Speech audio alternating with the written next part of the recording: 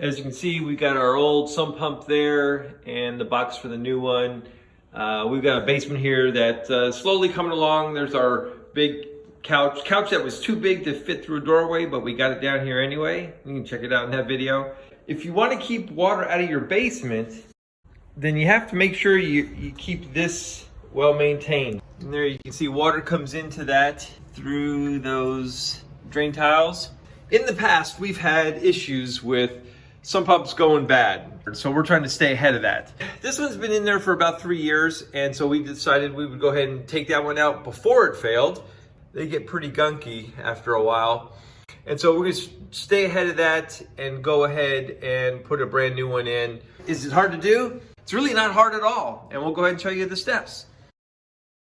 So the basics of sump pump operation is we have underground pipes that go into the basin in this direction. When the pit gets full, the sump pump turns on because of the float, pumps water up this pipe and then out of the house. Now, right here is a check valve, and the check valve stops water once it's pumped beyond this point, and the sump pump turns off. It won't let the water come back, so it stops the water right here. Okay, for starters, I had to go ahead and separate those two sections of pipe, and that was under pressure, obviously, as you can see there. And it's basically because the water in the pipe up to the check valve wants to go back into the pit. And by releasing that nut, that water just wants to spray in there. So I'm going to slowly lift my hand up as bit by bit and let some of that water leak out until the pressure releases. And as that pressure releases, then I can finally separate those two pipes. Make sure before you do any work on your sump pump that it's unplugged. So I'm just inching that pipe upwards with my hand, just fractionally, and that helps release the water pressure in that pipe.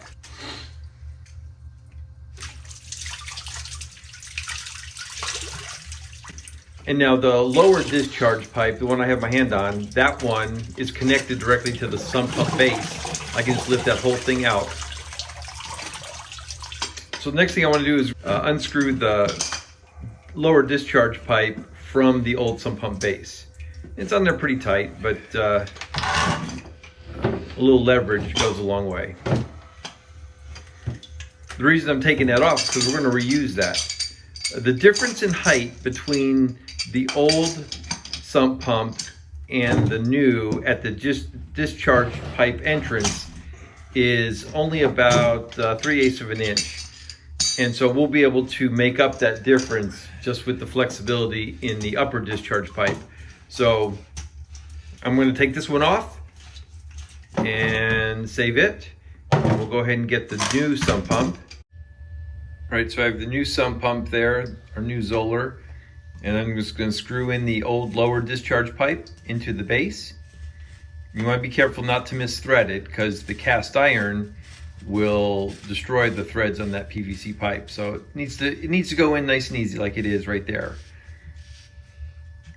Once I get it hand tight, I'll go ahead and do just a little bit of a turn with the plumber's wrench and to snug it up, but I don't want to go too far. It's one of those maxims in plumbing is tight but not too tight. So knowing that it's PVC, we want to just be gentle in that final tightening. No thread tapes needed on the bottom of those threads because it's all going to be underwater anyway. So now all I got to do is go ahead and place the new sump pump. And once I get it in there, I want to make sure that I can turn it so that the drain tiles that enter the sump pit don't pour water onto the float itself. I'd rather have the float free and unobstructed in every way. And so basically I'm going to have to get this turned around.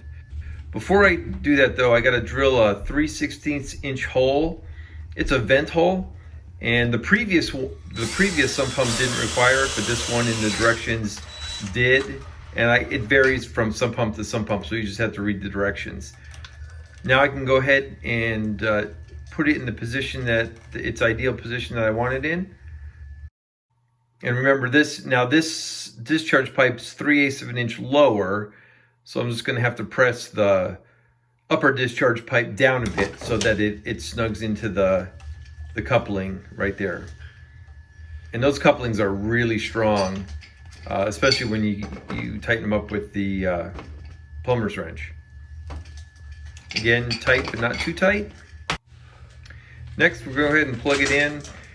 And I loop that plug over the existing supply pipe just to keep a little of the tension off it, take up some of the extra slack.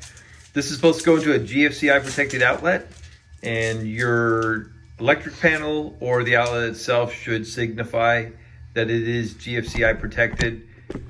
Because it's in a water environment, helps. It's a safety precaution, so it is needed. All right, so now it's all plugged in, but of course the sump pit is not full, so I'm gonna go ahead and get a little water and pour it in there and give it a trial run. And as soon as it triggers the level of the float, that white float, it'll turn on. And you can see the water spraying out of the vent hole right there. There may have been more life left in that sump pump, but again, we did this to stay ahead of the game, to not have a failure and end up with a wet basement. Hope this video helps. If you got anything out of it, go ahead and give us a thumbs up. We really appreciate that help for our video. If you haven't subscribed, go ahead and subscribe. We've got lots more videos coming. Thanks a lot for watching, and we'll see you next time.